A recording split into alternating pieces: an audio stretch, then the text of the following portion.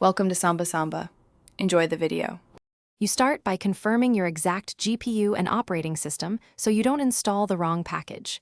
Next, download the matching Nvidia driver file and the checksum to verify integrity.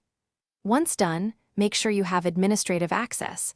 On Linux, you may need to disable Secure Boot temporarily to allow the kernel module.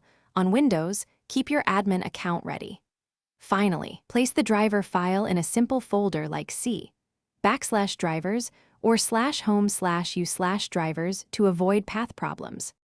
Now remove the old driver cleanly to avoid conflicts. On Windows, boot safe mode and run display driver uninstaller for a clean slate. On Linux, switch to a TTY, stop the display manager, and unload Nuvo if present. Once complete, extract the exe or make the run executable with chmod +x and review installer flags for a clean install. You want to choose the clean or custom install option so leftover components don't persist. This step reduces runtime errors later.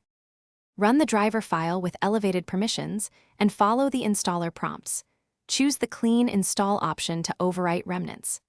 After installation, reboot normally and verify with Nvidia SMI on Linux or Device Manager and GPU-Z on Windows to confirm driver version. If you see a black screen or driver errors, boot to safe mode or a TTY, roll back the driver or run the again, and inspect Xorg or Windows event logs for module load failures. Re-enable Secure Boot only after confirming a working. Thanks for watching. Consider subscribing if we helped you.